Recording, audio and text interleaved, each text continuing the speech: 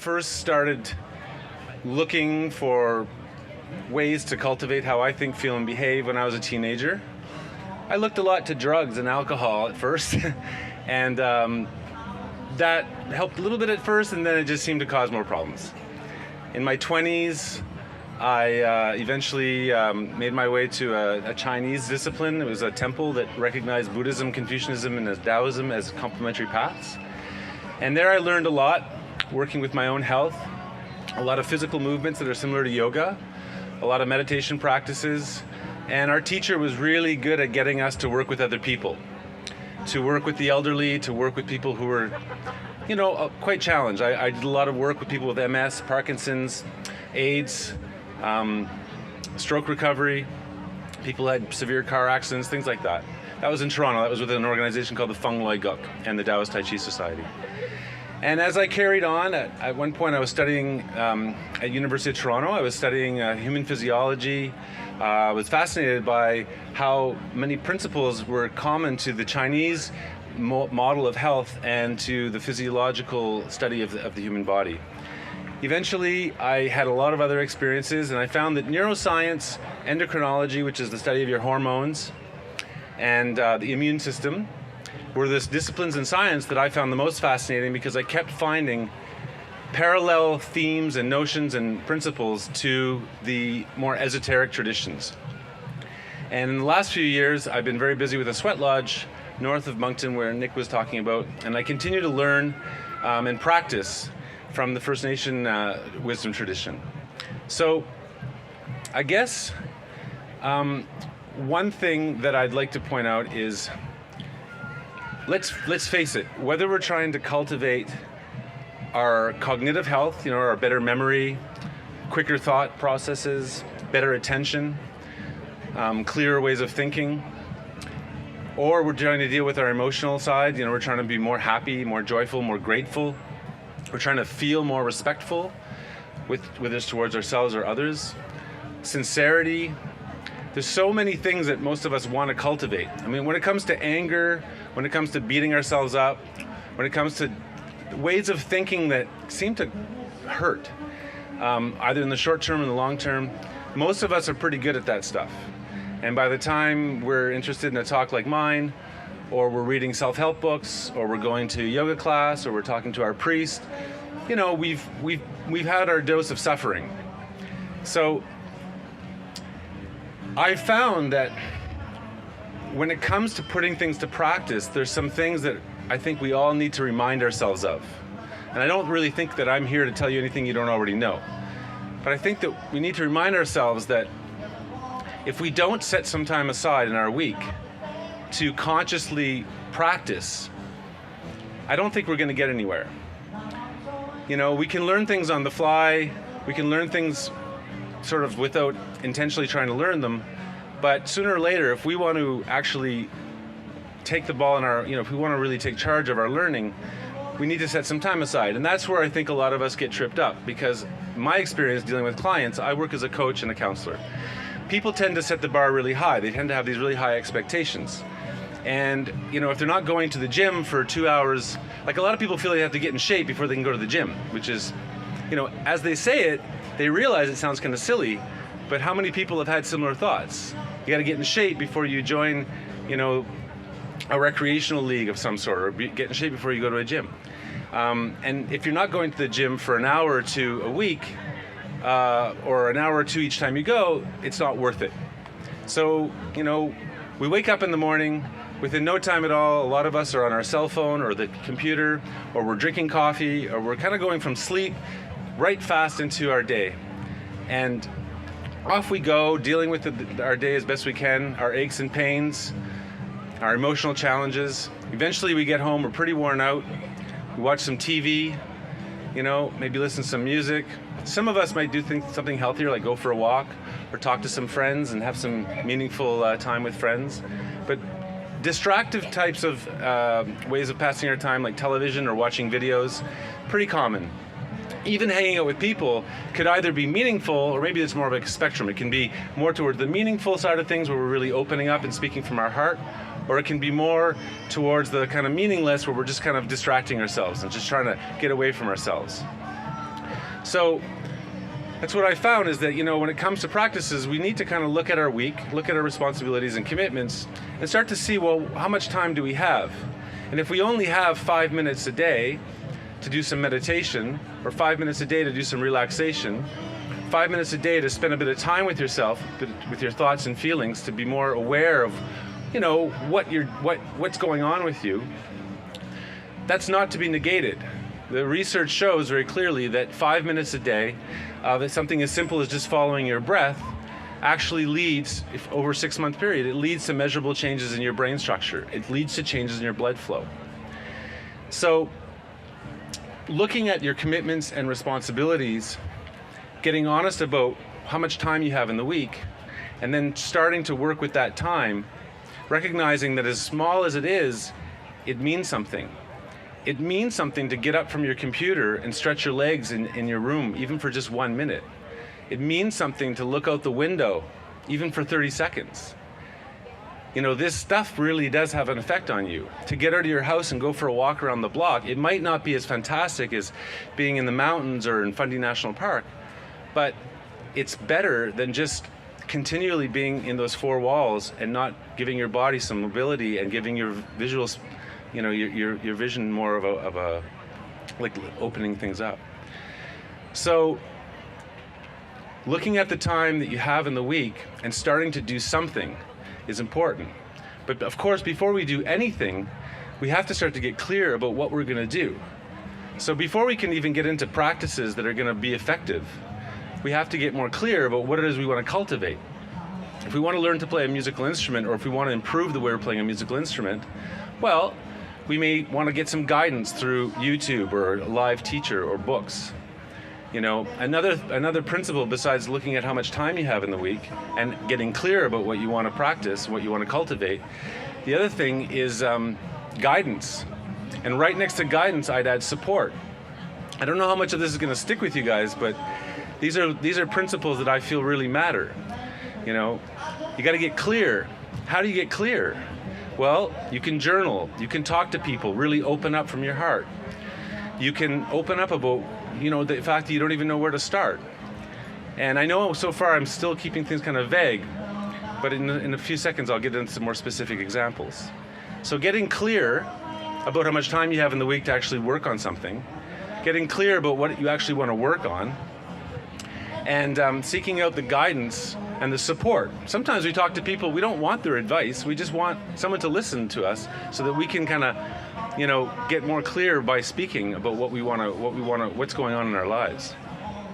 And that's where I think the meditation practices are very handy. And in my experience, people tend to be they tend to have a lot of preconceived notions about meditation that I feel are too often very far from reality. A lot of people they'll say to me, well, I can't meditate, I think too much. I'm no good at it. A lot of people kind of imagine that meditation means to sit in perfect stillness, perfectly blissful mind, no thoughts, everything's perfect, kind of like the monk on top of the mountain. And in reality, meditation practices come from rich cultures that have spent thousands of years documenting ways to effectively cultivate your being, how you think, how you feel, and how you behave. And meditation practices, they help us relax. They help us become more familiar with the way we think, feel, and behave. Acknowledgement, some people call it observation or witnessing. Until you acknowledge something, it's obvious, you can't work on it. So a meditation practice, one of the simplest ones, is where you just follow your breath. Has anyone here ever practiced that before? Where you just follow your breath. Okay, so how many people here believe that if you were to do that 5 minutes a day, you would gradually become more and more able to relax, especially in periods of stress, and you would be more able to be with yourself, to be with the discomforts that you so often want to get away from. 5 minutes a day of following your breath. So what I'd like to do is I'm going to take out my watch and I'm going to put on my timer, and I'm going to get us all to follow our breath for 1 minute. Is that okay? Are you guys into that? Are you people into that? Yeah? Okay. So I'm going to set it up here, And we're going to get started in a second. Now, if you want to be a little bit more into it, I'd ask you to pull toward the front of your seat. Maybe if you're holding things, put them on the ground if you're okay with that. The idea is to get your hip, they're called your ischial tuberosities, or the bones in your bum. The idea is to get those on the edge of your seat and to straighten up your spine, not with a lot of effort. Just get your head, shoulders, and hips in a straight row, in a straight line, and relax. Relax your abdomen, relax your lower back. You can put your hands on your knees if you'd like. Your feet should be on the ground flat, if possible. And I'm going to start in a second. Now, as you follow your breath, it's really simple. You're just giving your monkey mind, you're just giving that, your brain that's always talking, chattering, yada, yada, yada. You're just giving it something to do. It's a little job. Say, here, follow the breath. Monkey mind's like, oh, good idea. Let's do that. So we're going to do it for 1 minute. And if your breath is shallow, that's okay. If it's deep, that's okay. If it pauses at times, that's okay. Because your job is just to follow your breath for 1 minute. So here we go. 5, 4, 3, 2, 1. Follow your breath.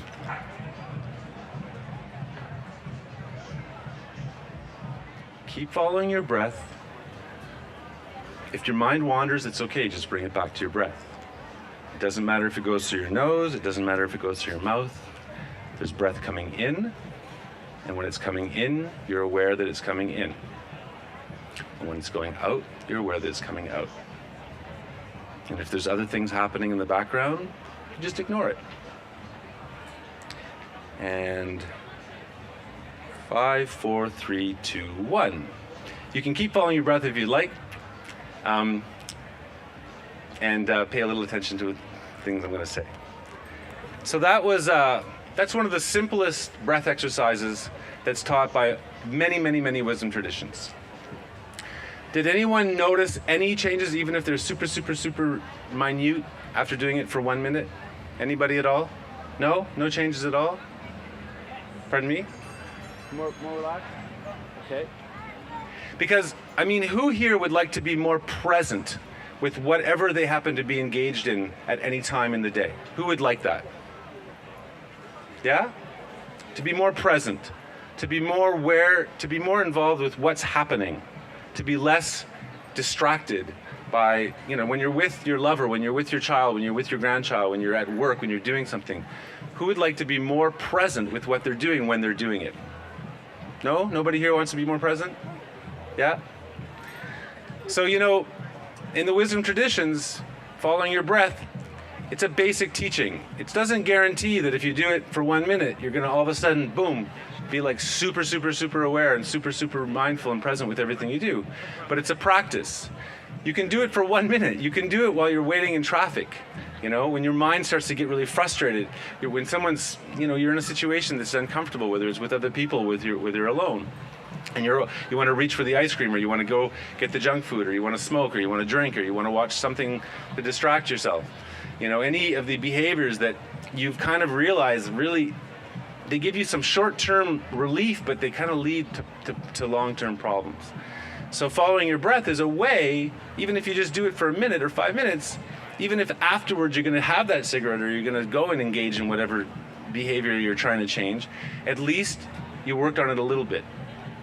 So following your breath is what I'd call a passive breath exercise. It's a passive mindfulness exercise. Now I'm going to get you to do another exercise, which is more engaging.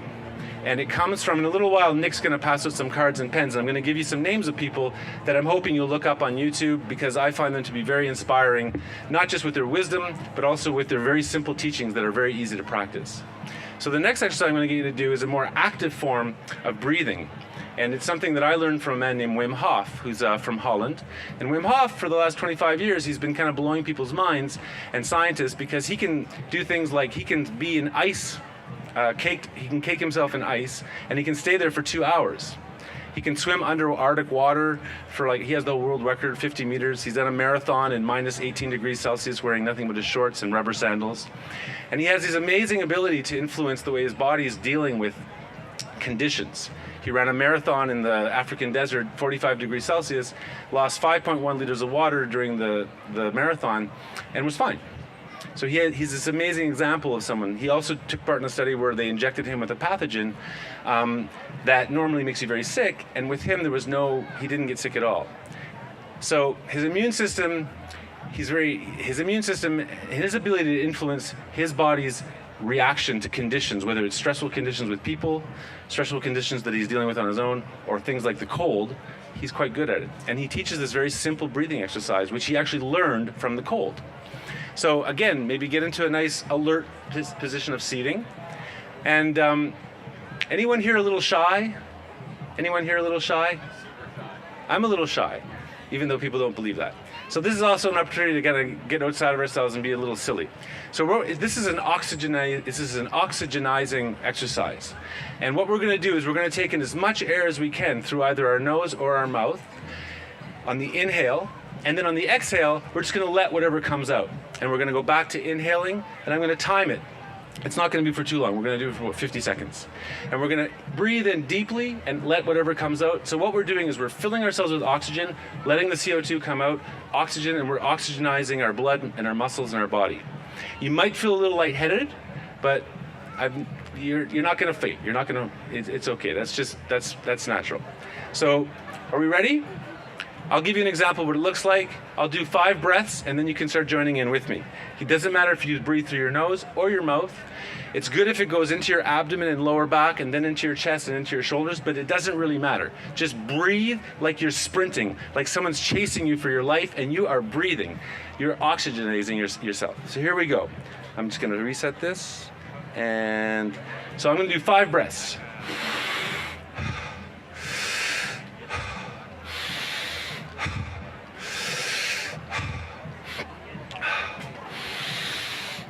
Okay, now everybody join in. Breathe deeply on the way in, and just let whatever comes out. Deep as possible on the way in. Whatever comes out, comes out. Deep on the way in. So it's very intentional with your in-breath. It's very passive with the out-breath. Intentional with the in-breath, passive with the out-breath. Intentional with the in-breath, passive with the out-breath. Oxygenize yourself. It's free. Breathe. Take it in. Keep going.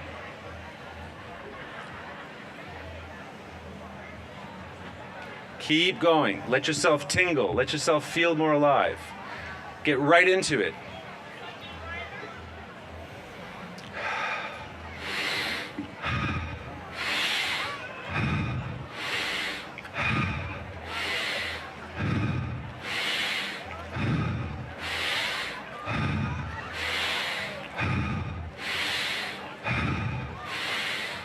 If you feel tired, keep going. We're almost done.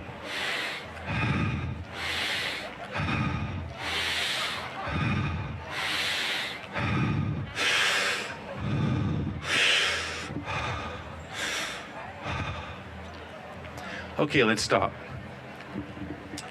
If you notice any changes in the way you feel, anything at all? Any changes that you're noticing? How much time do we have? Huh? We've been 20 minutes already? Okay, well, we got to wrap up. So, I wanted to do a little bit more with you. That's an exercise by Wim Hof. Can we hand out the cards and give them some names? Okay. We've got some cards and pens. I'd like to give you some names of people that I encourage you to look up. You've got cards and pens? Everybody's got a card and a pen?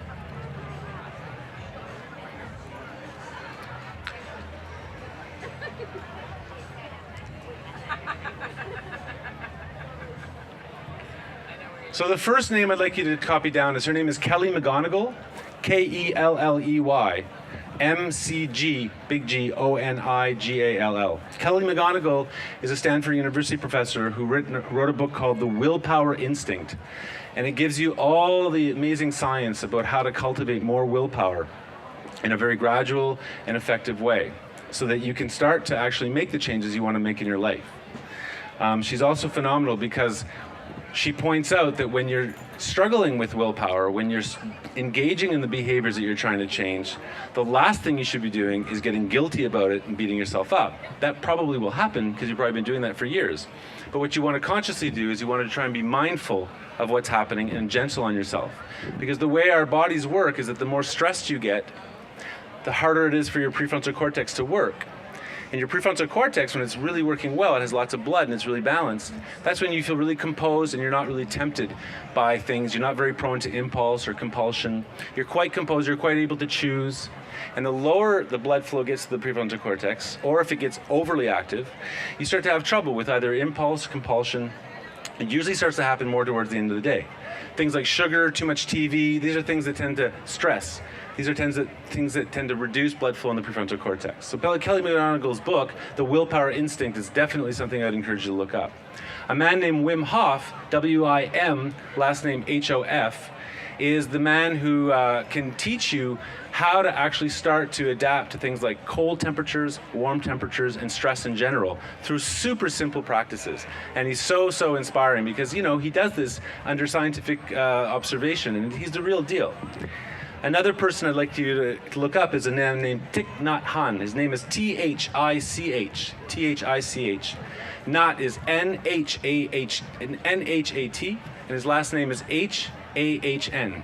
And Thich Nhat Hanh is a Zen master who's been teaching people about mindfulness, and very wise man. He's 89 years old, and you could look up on YouTube. He has there's many things from him, but one's called The Art of Mindfulness, Thich Nhat Hanh. There's many other people, if ever you want to come and talk to me. My name is Olivier, and I can give you my email if you'd like. It's Olivier, O-L-I-V-I-E-R, last name W-E-I-L, @hotmail.com. More than happy to give you an idea of how I work with people, how I help people get more clear about the things they want to do with their life, whether it's mental, emotional, or physical health issues, or things in their life, career, projects, whatever it is. We get into decision-making practices, we get into clarity of thinking practices, we get into sometimes I'm helping you with nutrition and cooking. Sometimes it's more of a physical thing. So I go from counselor to coach all the time with my clients, trying to help them get moving with the things they really want to do with their life, no matter what age they are. And by the way, Wim Hof even takes people in their 70s. At the end of 2 days, he takes them up a mountain, minus 18 degrees Celsius, wearing nothing but their shorts. So at the very least, it's entertaining to watch what this guy does with people. There's other names. There's Joe Dispenza. Joe Dispenza is a doctor that does a lot of work with people, showing people about the notions in quantum mechanics, neurophysiology, and a lot of science, showing people why meditation, why having some kind of practice, whether you're walking in nature, whether you're journaling, sitting, whatever you're doing, having meaningful conversations, that it's very important that to start to do something consciously with our lives, we have to know where we're at. We have to be able to get familiar with how we think, feel, and behave to start making changes. So whatever it is that you want to start cultivating, whether it's better physical health, better mental functioning, better emotional health, whatever it is, I really encourage you to either seek someone out like myself, or Lise Fournier is here. She's also excellent at helping people. I see Jenna back there, who's a massage therapist. Seek people out. Most people will give you the free consultation, My focus is on service. It's not really on, I like to really help people, and it doesn't matter to me if you end up seeing somebody else than myself. I like to see people start to, do more with their life and be happier. So anything you want to cultivate, more patience, more compassion, more respect, more sincerity, you want to start to deal with the past issues of bitterness and resentment and turn them into meaningful experiences, however difficult that can be. You want to get better at dealing with things that are challenging. The information's out there, and try as much as possible to find people that are not just going to blah, blah, blah, which is what I've been doing for the last 20 minutes, but that are going to help you discover what you can do realistically to start to make some progress. Really, that's what we got to do, because the nervous system, my final thing I'll point out to you, is that everyone can sit the way you're sitting, drive the way you're driving, play guitars or instruments. Whatever you do, you went from first a thought to some actions, and eventually you could do it like you wouldn't even think about it. And that's how we function, that's how we develop. We go from thinking to doing, and if we do it enough, it gets wired into our being. And this is the good news. All we got to do is get going with the right practices, the ones that work for us, and will help our short-term results line up with our long-term goals. So thank you very much for your attention, and that's it. Bye.